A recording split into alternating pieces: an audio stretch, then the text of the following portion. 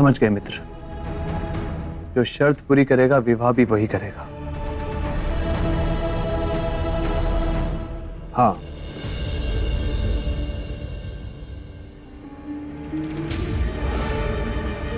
परंतु ये कैसे संभव है मित्र?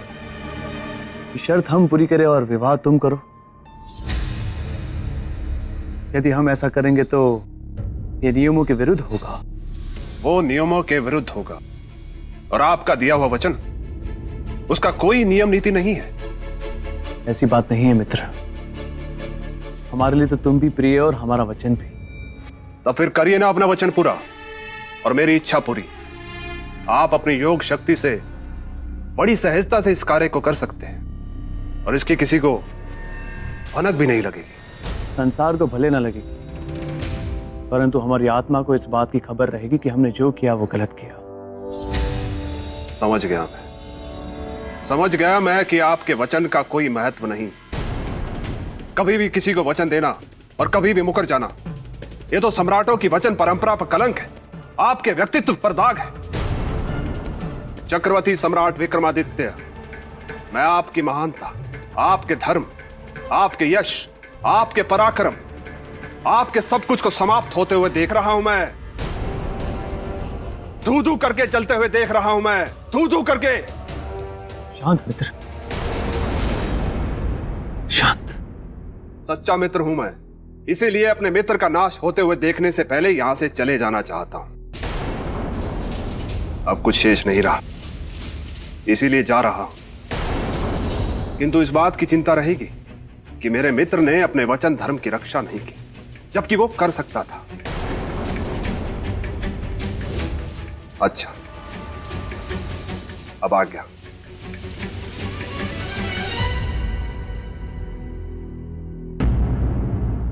ठहरो मित्र,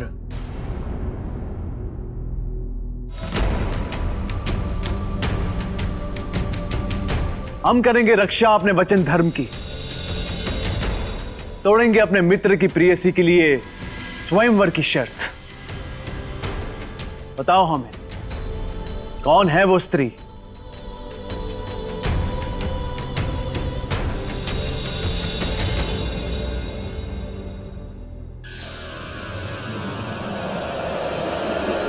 सेवल देश की राजकुमार चित्रलेखा।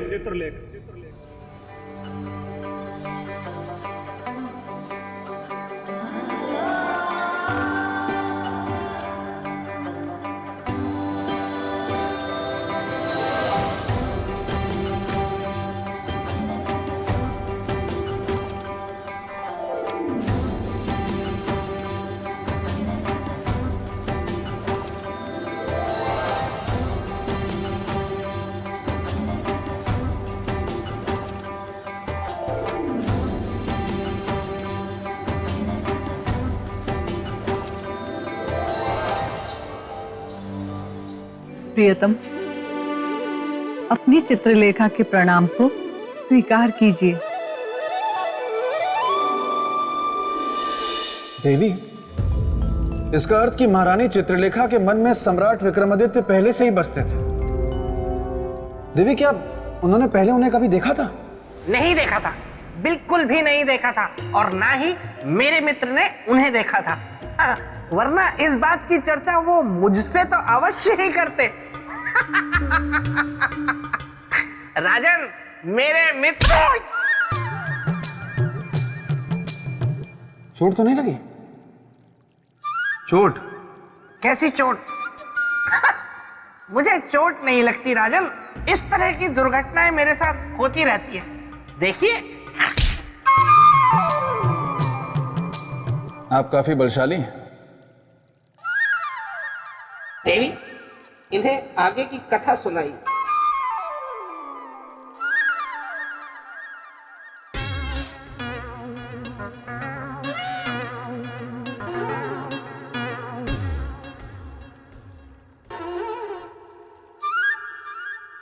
देवी, पहेली तो काफी उलझती जा रही है। महारानी चित्रलेखा के मन में बसते हैं सम्राट विक्रमादित्य, और सम्राट विक्रमादित्य के मित्र मार्तंड के मन में बसती हैं महारानी चित्रलेखा। स्थिति तो काफी उलझती जा रही है। और सम्राट ने उन्हें वचन भी दे दिया विवाह करवाने का। वैसे में क्या हुआ होगा देवी? वही होगा जो विधाता के मन में होगा, और उनके मन में क्या है ये तो ना हम जानते हैं, ना आप जानते हैं, और ना वे लोग। देखते रहे कि समय की सुई कहां जाकर रुकती है। देवी, बेताल, तुम पुनः यहाँ प्रकट हो गए। देवी, मेरा एक सुझाव है, सुझाव भी है, सुन लीजिए ना। मैं ये चाहता हूं कि इस प्रश्न का उत्तर राजा भोज दे कि क्या हुआ होगा या क्या होना चाहिए था आगे। बेताल, जो हुआ वो कोई प्रश्न नहीं है, वो तो एक घटना है जिसका पता इन्हें कैसे होगा। तो ठीक है, फिर छोड़िए, मैं एक प्रश्न इनसे पूछ लेता हूँ, और अगर ये उस प्रश्न का उत्तर नहीं दे पाए तो इन्हें हार स्वीकार करके सिंहासन को प्राप्त करने के बारे में भूलना होगा। और बेताल, यदि तुम शांत नहीं हुए तो तुम्हें यहाँ से हमेशा के लिए प्रस्थान करने के लिए हमें कुछ सोचना होगा। नहीं नहीं नहीं, मैं अब कुछ नहीं बोलूंगा, मैं एकदम शांत रहूंगा। अगर मैं एक शब्द भी बोलूं तो राजा भोज यही। तो राजन, राजकुमारी चित्रलेखा के स्वयंवर की तैयारियां हो चुकी थी, किंतु उनके हृदय में तो सम्राट विक्रमादित्य बसे थे। चित्रलेखा, देखो इसे, तुम यहाँ हो और मैंने सारा महल खोज डाला। यहाँ क्या कर रही हो? माँ चित्र बना रही थी। ये क्या? मेरे मना करने के बावजूद भी तुमने उस अनजान व्यक्ति की तस्वीर बना डाली। माँ ये अनजान नहीं है। कैसी बात करती हो पुत्री? जिसका ना तो कोई पता है और ना ही कोई पहचान, उसे अनजान नहीं कहोगी? और कल तुम्हारा स्वयंवर है बेटी, और इसलिए मेरी बात मान लो, अपने हृदय से इस भ्रम को त्याग दो। ये नहीं आएगा, क्योंकि ये संसार में है ही नहीं। आता तो वो है ना जो होता है। ये है माँ, हमारा मन कहता है कि ये अवश्य आएंगे।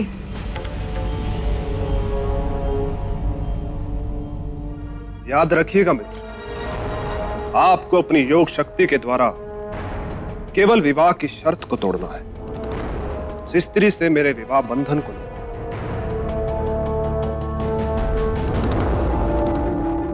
अवश्य मित्र, याद रखेंगे।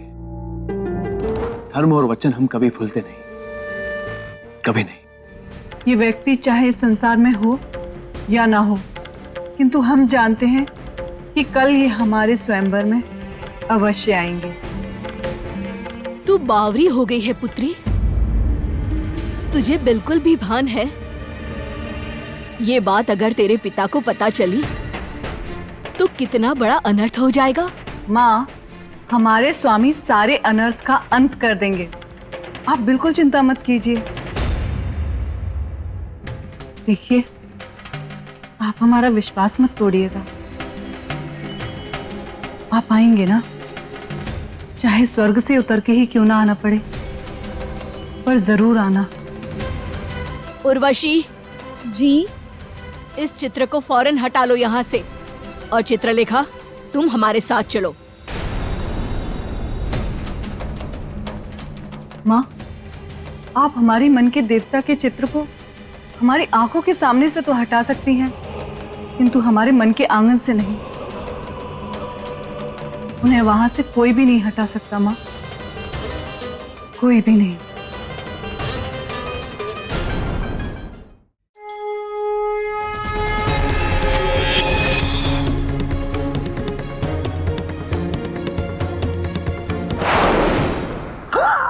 देवी, ये क्या कर रही हैं आप? इतने सारे फल राजा भोज को खाने को दे रही हैं। मुझे भी भूख लगी है, मुझे भी दीजिए। बेताल, सभी को फल मिलता है, मगर बारी बारी से। अभी बारी राजा भोज की है। फल खराब है। चख के देखता है।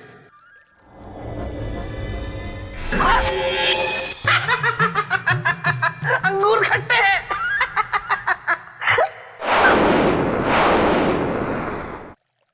देवी, फलों का इस तरह गायब होना, इसका क्या तात्पर्य है? राजन, जीवन में कभी कभी ऐसा भी होता है कि मनुष्य अपने लक्ष्य से केवल एक कदम की दूरी पर होता है, किंतु उसे प्राप्त नहीं कर पाता।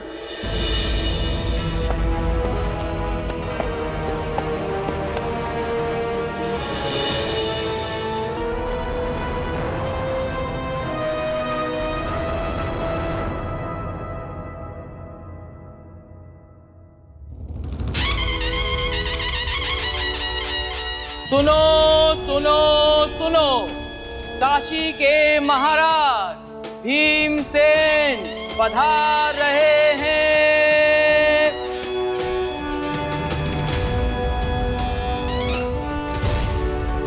सुनो सुनो सुनो, परमवीर चक्रवर्ती उज्जैन के सम्राट विक्रमादित्य पधार रहे हैं।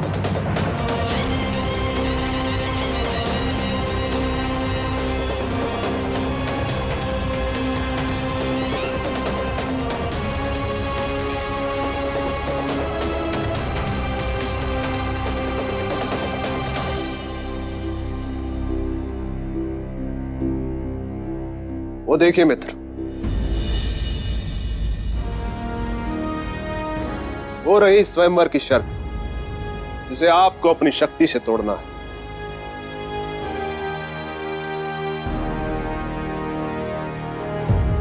और मेरा विवाह राजकुमारी चित्रलेखा से करवाना है।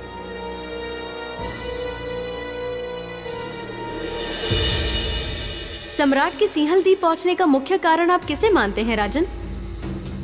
नियति को, या मार्तंड की इच्छा को, या फिर राजकुमारी चित्रलेखा के प्रेम को?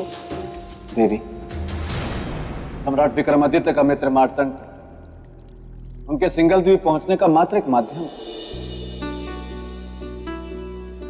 वास्तविक कारण था राजकुमारी चित्रलेखा और उनका आत्मिक प्रेम, क्योंकि प्रेम ही है जो आत्मा को आत्मा से बांधता है, और फिर वही बंधन आगे जाके नियति बन जाता है। और उस समय सम्राट विक्रमादित्य के साथ यही घट रहा था देवी। आपने बिल्कुल सही व्याख्या की राजन। प्रेम ने चुंबक का कार्य किया, वो सम्राट को उस स्थान तक खींच तो अवश्य लाया, किंतु अब ये देखना रोचक होगा कि विजय किसकी होती है, सम्राट के वचन की या राजकुमारी के प्रेम की। राजकुमारी, राजकुमारी, क्या हुआ? ऐसी बावरी बनी भागती हुई क्यों चली आ रही हो? वो आ गए राजकुमारी, वो आ गए। कौन आ गए? अरे वही आपके तस्वीर वाले, आपके सपनों के राजकुमार। क्या? अपनी सौ, वो तो स्वयंवर सभा में पधार भी चुके हैं। हाँ,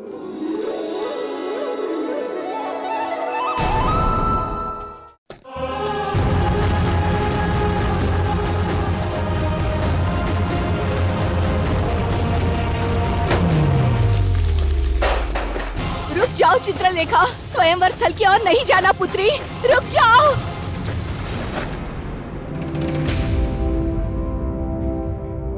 मैं राजा धर्मदत्त इस दरबार में आए सभी राजाओं का सिंहलद्वीप में हार्दिक स्वागत और अभिनंदन करता हूं।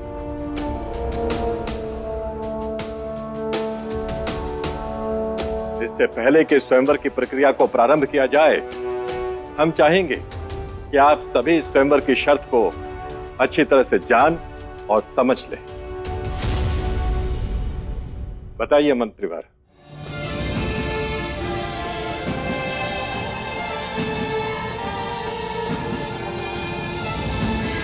माननीय नरेशों, स्वयंवर की शर्त के अनुसार राजकुमारी चित्रलेखा उन्हें ही वरमाला पहनाएंगी जो अपने बाण से कलश को एक बार में भेद कर भगवान शिव का कलश में रखे दूध से अभिषेक करेंगे।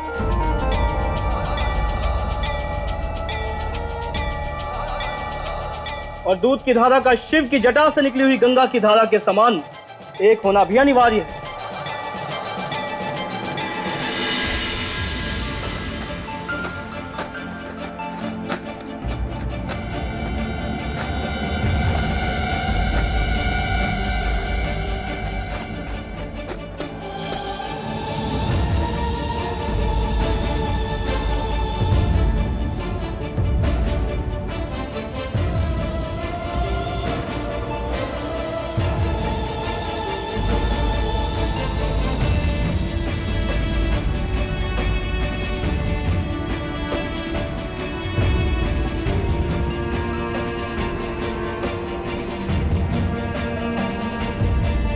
हमारे सपनों के राजकुमार आ गए आप।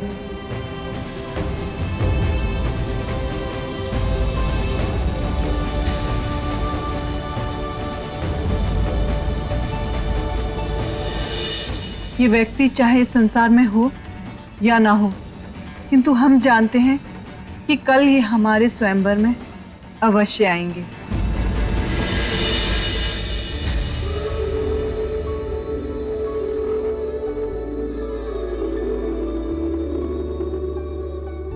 राजकुमारी, राजकुमारी, आपका अभी यहाँ आना अनुचित है। चलिए, चलिए।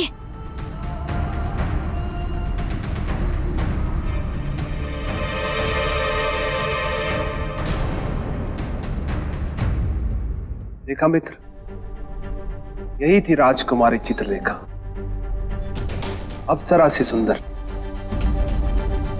जिन्होंने मेरे मन को अपने वश में कर रखा है।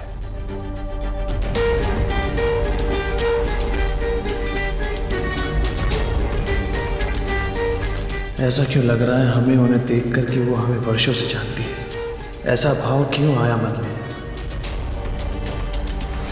अब आप लोग जाकर अपने अपने शिविरों में विश्राम करें। कल प्रातःकाल स्वयंवर की प्रक्रिया प्रारंभ होगी।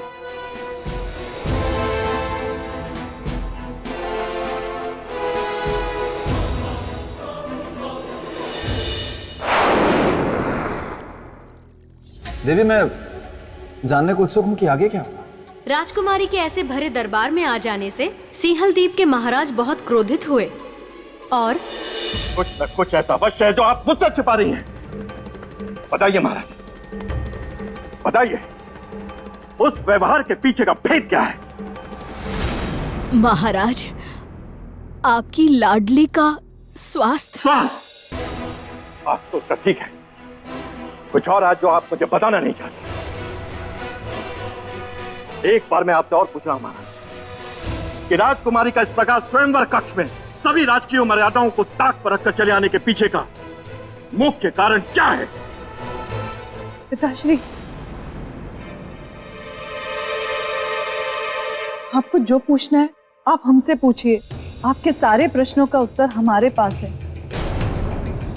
अर्थात कहना क्या चाहती हो तुम?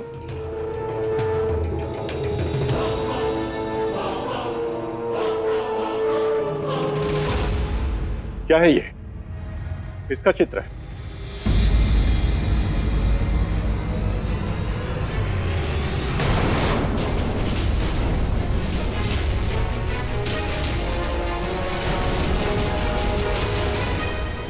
ये तो उज्जैन के चक्रवर्ती सम्राट विक्रमादित्य का चित्र है।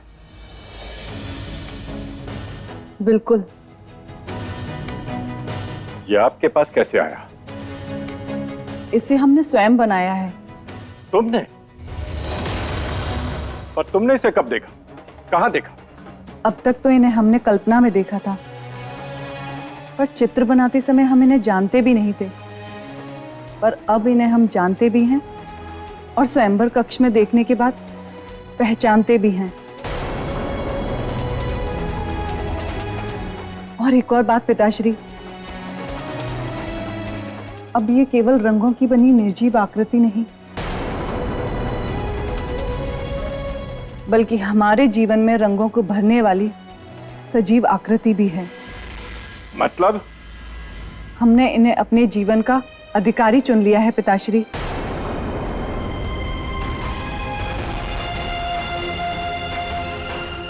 अपना स्वामी। बस चित्रलेखा, बहुत बोल चुकी तुम। अपने जीवन से संबंधित ऐसे महत्वपूर्ण निर्णय लेने का तुम्हें कोई अधिकार ही नहीं है पुत्री। तुम्हारे लिए योग्य वर, उचित जीवन साथी ढूंढने का दायित्व केवल मेरा है। अभी आप शांत हो जाइए महाराज। कैसे शांत हो जाऊं महारानी? कल सुबह इस राजमहल में स्वयंवर है और आपकी ये लाडली देखिए इसे अपने जीवन साथी का चयन कर चुकी है। आपने पहले क्यों नहीं बताया मुझे ये सब कुछ? बस इसलिए कि पहले हमें ये लगा कि ये इसकी नादानी है। पर आज सभा में हमने जब सम्राट विक्रमादित्य को अपनी आंखों से देखा, तब हमें यकीन हो गया कि मेरी पुत्री के हृदय में पनपा ये आकर्षण अनायास नहीं था। विधाता ने तो सब कुछ तय कर रखा है। पहले से तय? केवल कल प्रातःकाल होने वाला स्वयंवर है महारानी, और कुछ नहीं। आपसे विनती है महाराज कि कल होने वाले स्वयंवर को स्थगित कर दीजिए और चित्रलेखा का विवाह सम्राट विक्रमादित्य से कर दीजिए। नहीं, कभी नहीं महारानी। सब कुछ वैसा ही होगा जैसा कि मैंने पहले तय किया था। और ये बात आप दोनों भी अच्छी तरह से समझ लीजिए कि इस स्वयंवर के बिना राजकुमारी का विवाह हो ही नहीं सकता। समय रहते आप दोनों अपनी अपनी इच्छाओं को भुला डालिए, बस। पिताश्री, आप चाहे कुछ भी कर लीजिए, हमारे स्वयंवर की शर्त तो यही जीतेंगे और हमारा विवाह भी इन्हीं से होगा, हमारे सपनों के राजकुमार।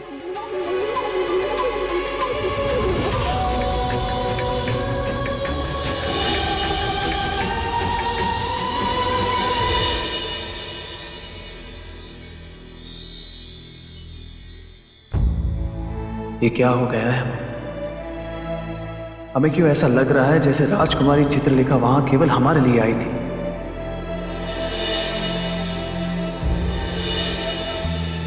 उस एक पल में उनका ऐसा कौन सा जादू हम पर चल गया कि वो एक पल हमें जन्मों जन्म का पल लगने लगा।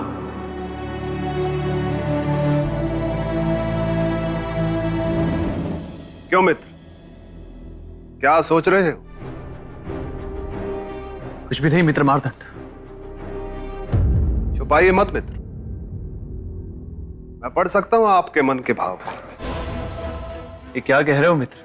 आपके मन में मोह ने जन्म ले लिया है। मोह? किसके प्रति? राजकुमारी के प्रति। सच कह रहा हूं ना मैं?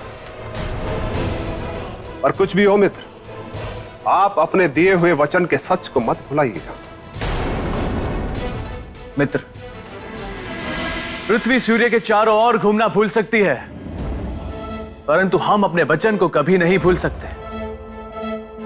और उस वचन से होने वाले हित और अहित के विषय में सोचना, यह हमारा धर्म अवश्य है। सोचिए, अवश्य सोचिए। मैं आपको सोचने से नहीं रोकूंगा, परंतु स्वयंवर में भाग लेने से अवश्य रोकूंगा। आप स्वयंवर में भाग नहीं लेंगे, वहां केवल मैं जाऊंगा। आप केवल अपनी योग शक्ति के द्वारा अपने आप को मेरे शरीर में स्थापित करेंगे, बस। और स्वयंवर की शर्त आप पूरी करेंगे? हाँ बिल्कुल, तभी तो मैं विवाह कर सकूंगा राजकुमारी चित्रलेखा से। परंतु ये योग शक्ति का अपमान नहीं होगा मित्र? योग शक्ति का अपमान या राजकुमारी के प्रति उपजे उस मोह का अपमान? नहीं मित्र, हम तो ये सोच रहे हैं कि महाराज धर्मदत्त और राजकुमारी के साथ कोई छल ना हो जाए। मित्र, ऐसा करके छल तो आप हमारे साथ कर रहे हैं। साफ साफ बोलिए कि मोह जाग गया है। तोड़ दीजिए वचन, लौट जाइए वापस। नहीं मित्र, हम यहां लौटने के लिए नहीं आए। तो फिर इस शुभ अवसर पर ये धर्म अधर्म, छल, माया, मान अपमान जैसी अशुभ बातें मत कीजिए। राजकुमारी को पाने से बड़ा सम्मान दूसरा कुछ भी नहीं है मेरे लिए। आप केवल अपने वचन को पूरा करने के लिए अपने मन को तैयार कीजिए। बाकी जो होगा मैं देख लूंगा।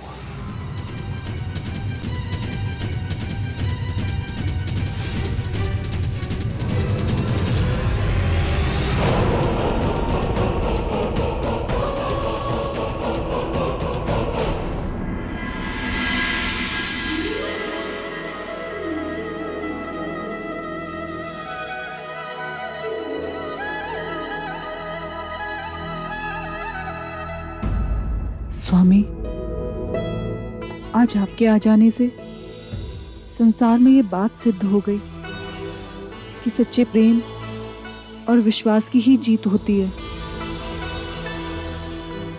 आप प्रेम की डोर से बंधे हुए हमारे स्वयंवर में आए, हम आपके ऋणी हुए। परंतु राजकुमारी, स्वयंवर की शर्त यदि किसी अन्य राजकुमार ने पूरी कर दी तब? विधाता ने ऐसा कोई लेख ही नहीं लिखा। हम जानते हैं कि हमारे स्वयंवर की शर्त केवल सम्राट विक्रमादित्य ही पूरी करेंगे। राजकुमारी, राजकुमारी! क्या हुआ? तुम इतनी घबराई हुई क्यों हो? बहुत बड़ा अनर्थ हो गया। बोलो। सम्राट विक्रमादित्य स्वयंवर में भाग नहीं ले रहे हैं। उनके स्थान पर उनके मित्र मार्तंड भाग लेंगे और वे उनका सहयोग करेंगे। नहीं, ऐसा नहीं हो सकता। हमारा विश्वास नहीं टूट सकता।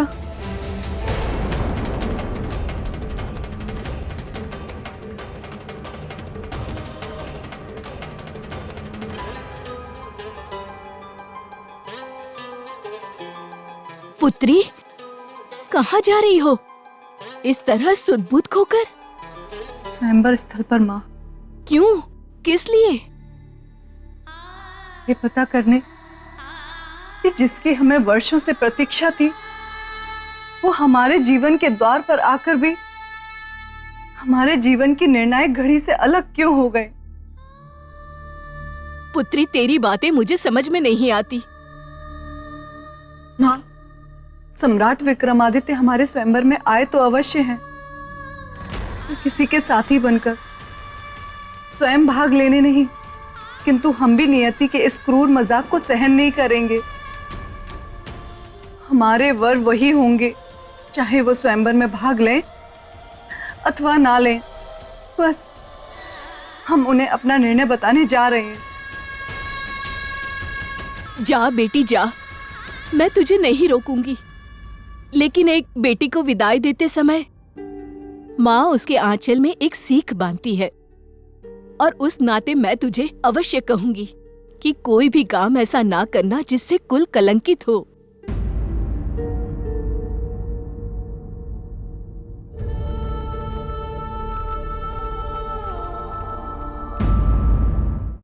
राजन, क्या करेगी राजकुमारी चित्रलेखा? कैसे प्रकट करेंगी अपनी मन की बात सम्राट के सामने? क्या तोड़ देंगी मर्यादा, लांग जाएंगी लज्जा की दीवार, या देवी, प्रेम को प्रकट करने के लिए, उसे जताने के लिए ना तो किसी मर्यादा को तोड़ने की आवश्यकता होती, ना किसी शब्दों की सहायता की। बस बेताल, तुम बस अपने मित्र के स्वयंवर की कहानी सुनते रहो, पर घर से ध्यान रहे, कुंवारा ग्रहण लगने वाला है, जिसमें जितने भी कुंवारे बेताल हैं वो आने वाले 500 वर्षों के लिए जैसे चमगादड़ बन जाएंगे। मस्तिष्क कुमार, ये क्या बात हुई? नहीं नहीं नहीं नहीं, मुझे चमगादड़ नहीं बनना है, वो भी 500 वर्षों के लिए। बिल्कुल नहीं, पहले राजा भोज का निराकरण करके आता हूँ, उसके बाद निपटूंगा इस कुंवारा ग्रहण योग से। हाँ हाँ, प्रेम तो हलवा है जिसे कोई भी उठाएगा और गप से खा जाएगा। बेताल। देवी, देवी, क्षमा देवी, क्षमा। वो देवी, अगर आप अनुमति दे तो मैंने ना राजा भोज की प्रशंसा में कुछ पंक्तियां लिखी हैं, बड़ी मेहनत से। मैं सुनाना चाहता हूँ, मैं निवेदन कर रहा हूँ, मुझे अनुमति दीजिए ना। ठीक है, सुनाओ। धन्यवाद देवी, धन्यवाद। हाँ तो राजन, सुनिए मेरी पंक्तियां। एक था राजा महाहठी, जीवन में उसके एक घटना घटी, चला पता उसको कि है एक सिंहासन, पाने के लिए फिर उसको उसका मचल उठा मन, सोचा उसने कि इस सिंहासन पर अब मैं बैठूंगा और फिर सारी दुनिया के सामने ऐसे ऐठूंगा। पर वो राजा भूल गया कि पथ बहुत है विकट, इतना आसान नहीं है पहुंचना उस सिंहासन के निकट। क्योंकि उस सिंहासन का रक्षक एक बेताल जो गलने नहीं देगा कभी उस राजा की दाल।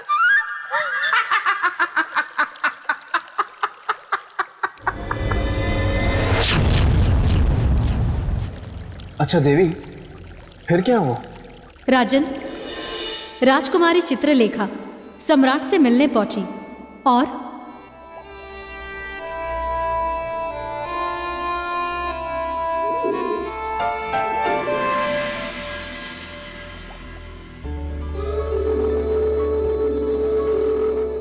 देवी, आप यहाँ? जहाँ संगीत वहाँ सरगम, जहाँ दिया वहीं बाती, और जहाँ कंठ वहीं वाणी। आपकी बातों में तो कविता झलक रही है। ये कहकर आपने हमें धन्य कर दिया। क्यों नहीं? जो कोई भी आपकी पंक्तियां सुनेगा वो यही कहेगा कि आप अच्छी कविता सुनाते। किंतु आज तक हमने अपनी कविता किसी को सुनाई नहीं, सबसे छुपा कर रखा। वो क्यों?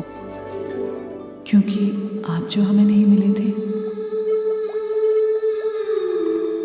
ऐसा क्यों? क्योंकि आज तक हमें कोई ऐसा मिला ही नहीं जो हमारी कविता के माध्यम से हमारे हृदय के भाव समझ सके, हमारे जीवन की कामनाओं को समझ सके।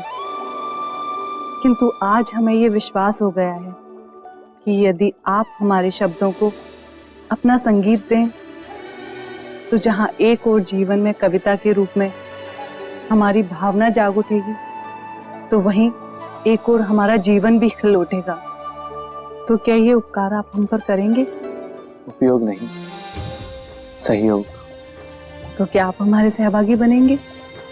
स्वर दे। सहभागी होने के लिए धन्यवाद।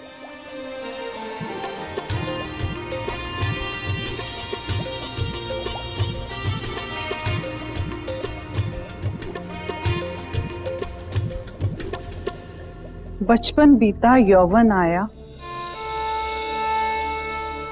प्रेम ने अपना गीत गाया। खोजा ढूंढा बहुत प्रेम को, जब नहीं मिला तो उदास निराश। कौन होगा हमारा प्रेम? कहाँ मिलेगा हमारा अपना प्रेम? तब मन ने हमारा सर सहलाया, एक रूप हमें दिखाया। और देखो भाग्य हमारा, हमने सामने उसको पाया।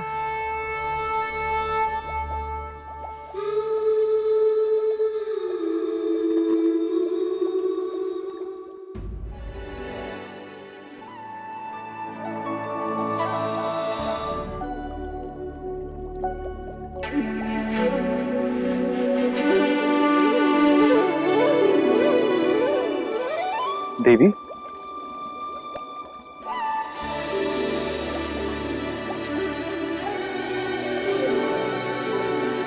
आज है हमने उसको पाया, ये किसके लिए है संबोधन?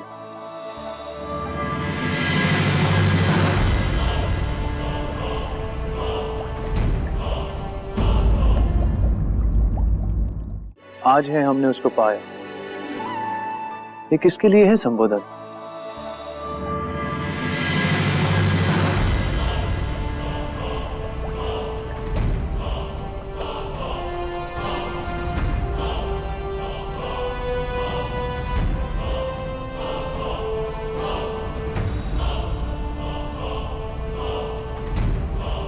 क्यों लग रहा है ऐसा कि मानो हमें ही सवालों के घेरे में खड़े कर दिए गए?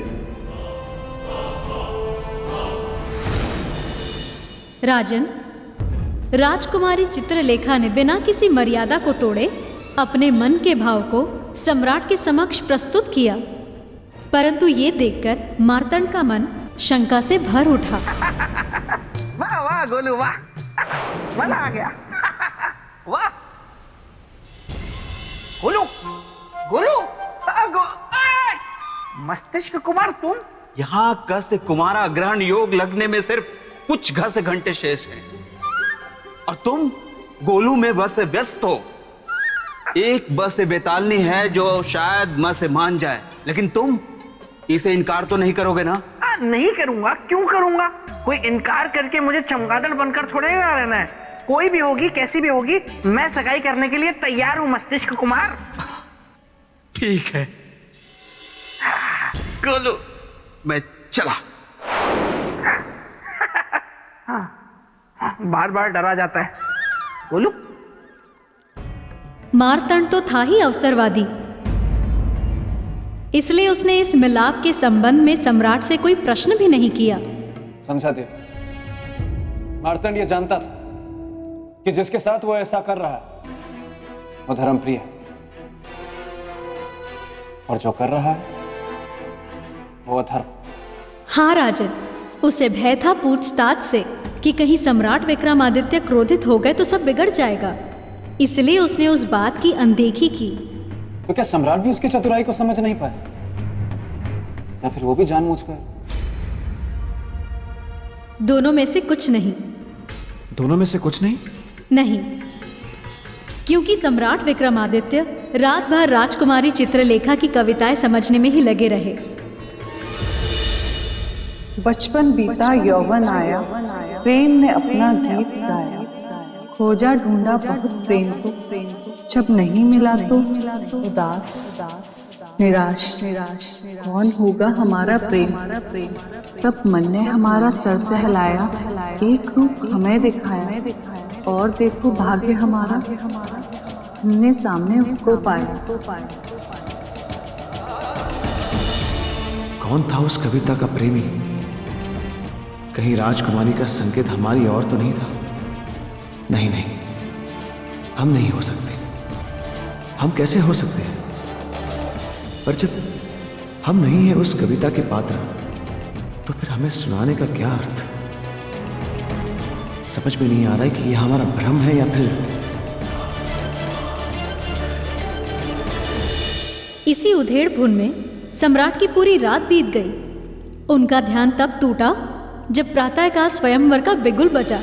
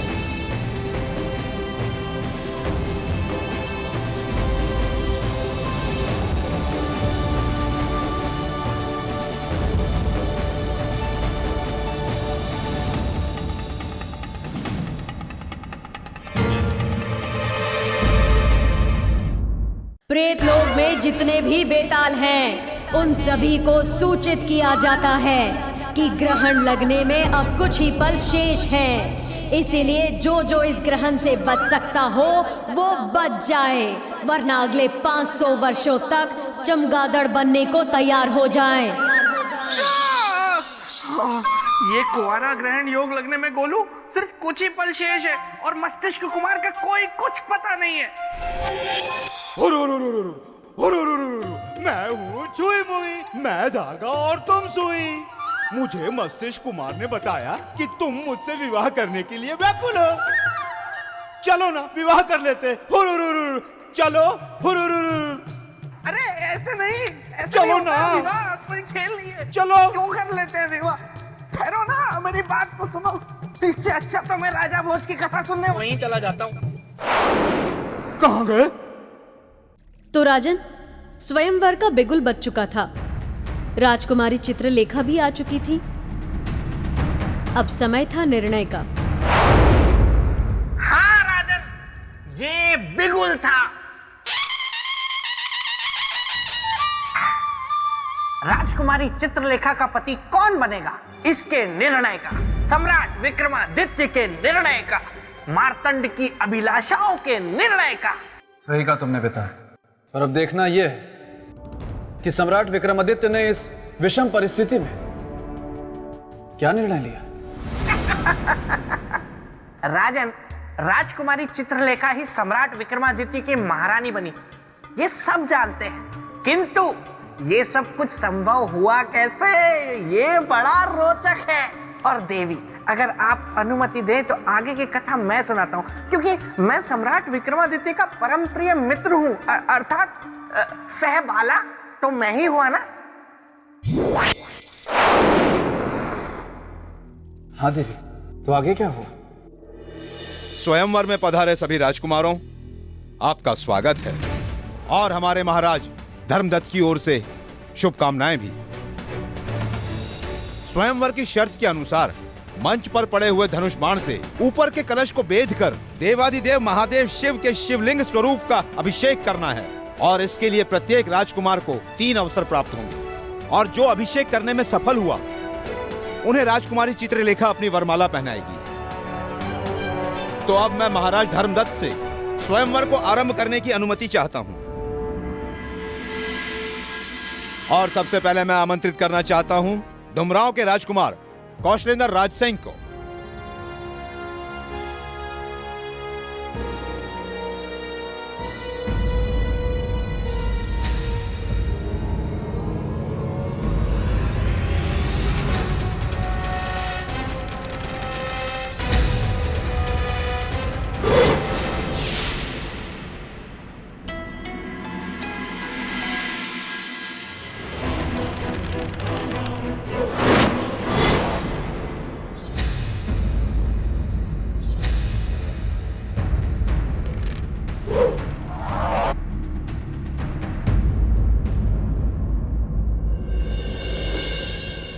और अब बारी है ब्राह्मण कुमार मार्तंड की।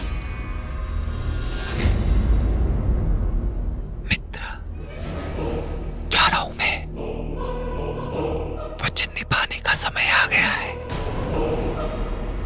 याद रखना, तीर हम चलाएंगे पर लक्ष्य तुम भेदोगे। हमारे मंच पर पहुंचने से पहले अपनी योग शक्ति के द्वारा अपने आप को हमारे शरीर में स्थापित कर दे।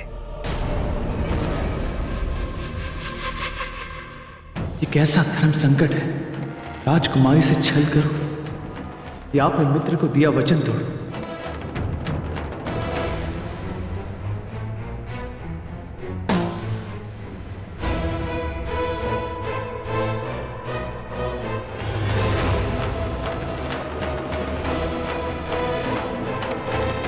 विक्रमादित्य, आपको समय आ गया है आपकी योग शक्ति को प्रयोग करने का।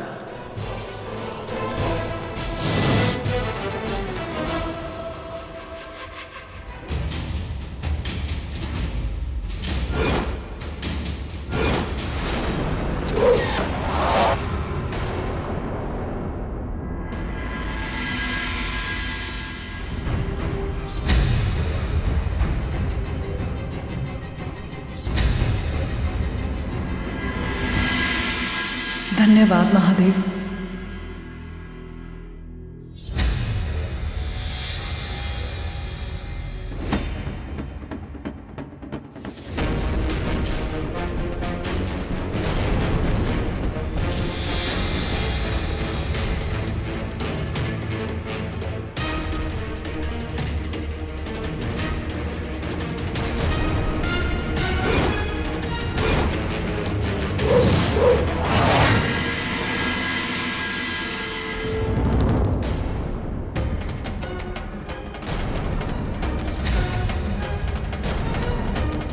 नहीं विक्रमादित्य, नहीं, मैं मार्तंड हूं, वचन से फिरने नहीं दूंगा मैं तुम्हें।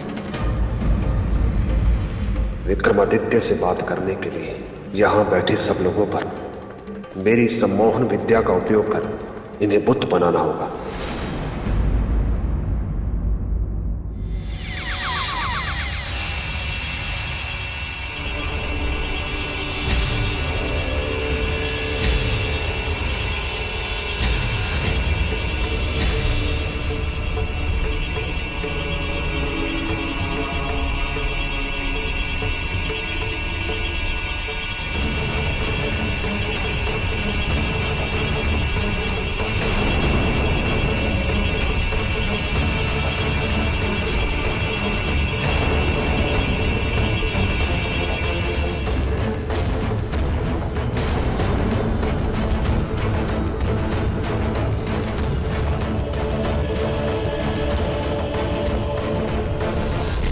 सम्राट, क्या हो गया है आपको?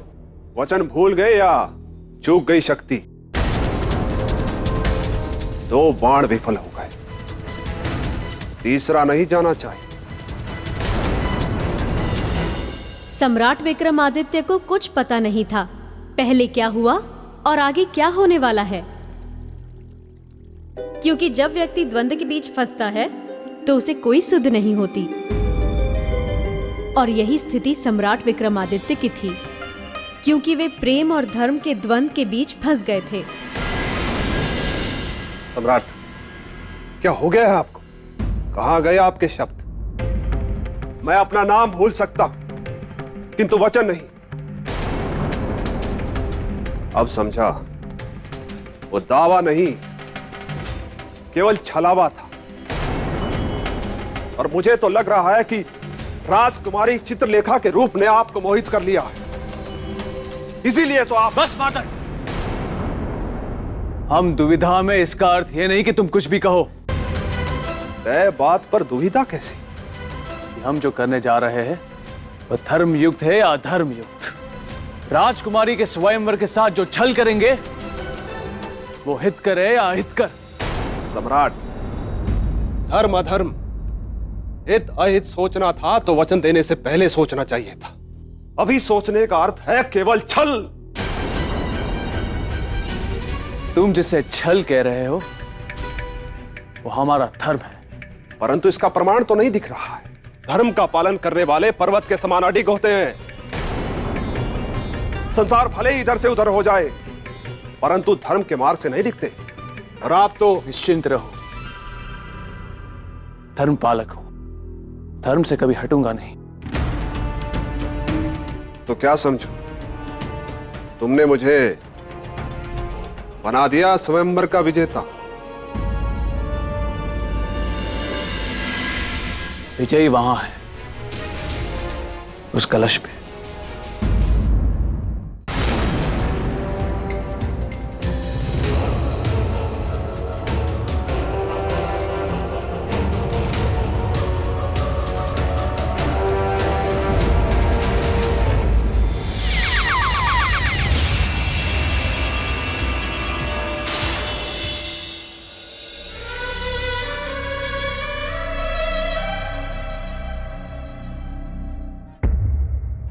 क्या सोच रहे हैं ब्राह्मण कुमार? अपने आखिरी अवसर का उपयोग कीजिए।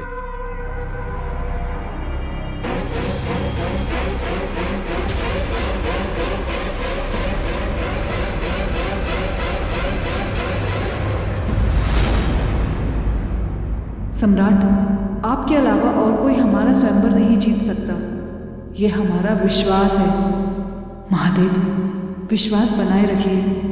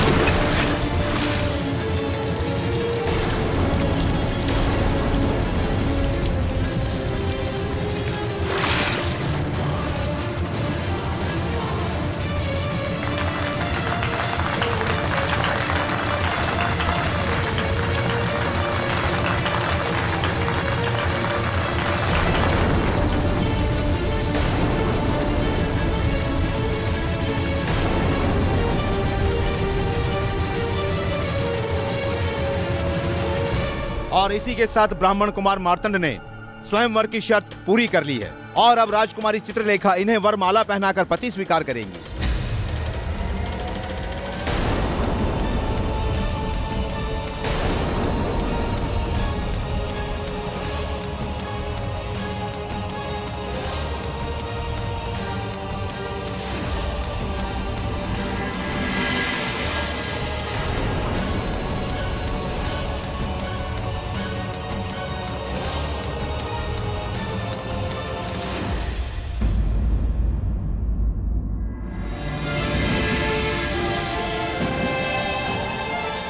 चित्रलेखा, पुत्री चित्रलेखा, आगे बढ़ो और अपने जीवन साथी के गले में वरमाला डाल दो।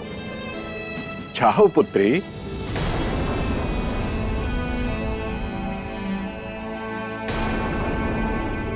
आगे बढ़ो पुत्री।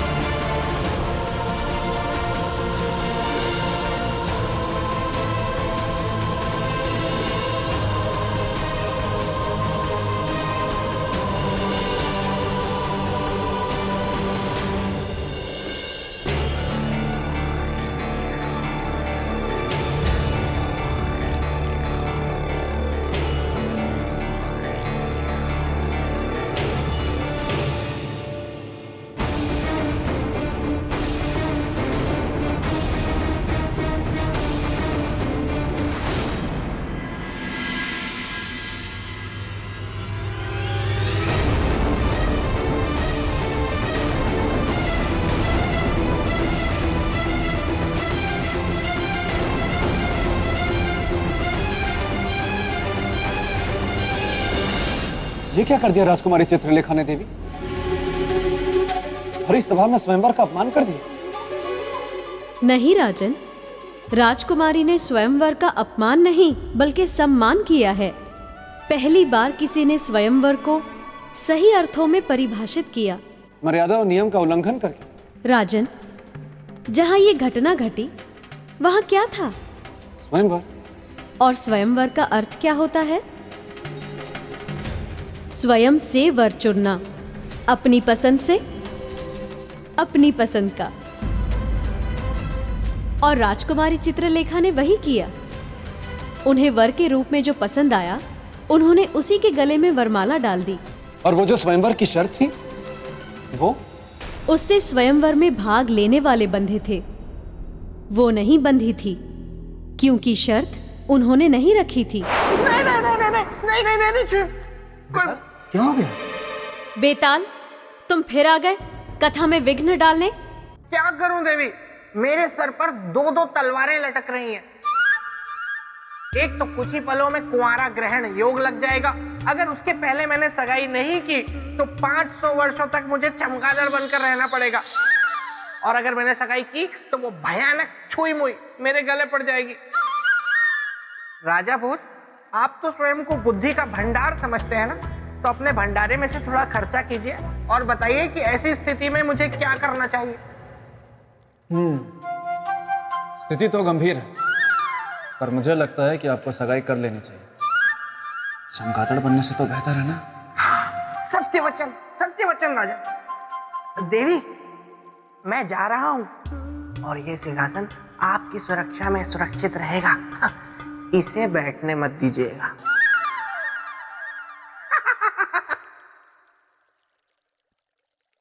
हाँ देवी, एक मित्र है बेताल और एक तथाकथित मित्र है मार्तंड। मार्तंड सम्राट विक्रमादित्य को विवश कर सकता था, किंतु राजकुमारी चित्रलेखा को नहीं। इसलिए राजकुमारी चित्रलेखा ने सम्राट विक्रम को वर चुनकर सही किया।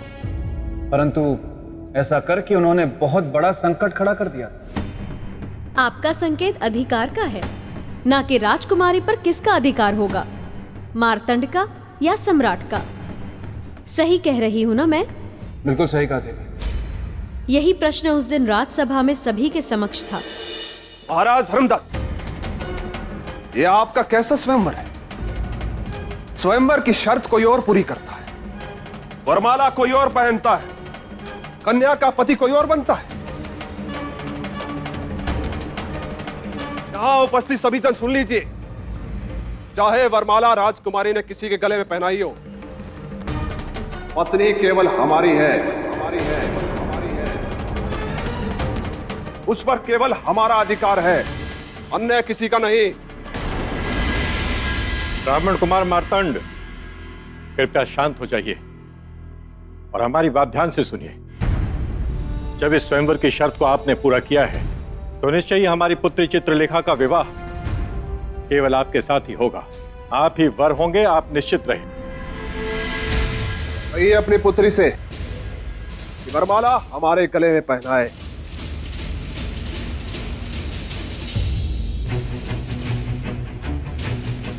देखो पुत्री चित्रलेखा, तुम्हारे हाथों यह घोर अनर्थ हो गया है पुत्री।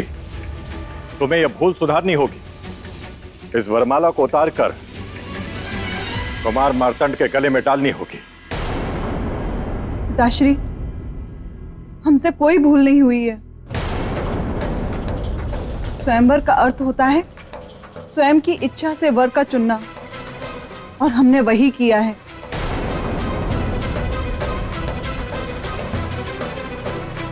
यही हमारा अटल निर्णय है और हमारा यही अंतिम निर्णय होगा। पुत्री चित्रलेखा,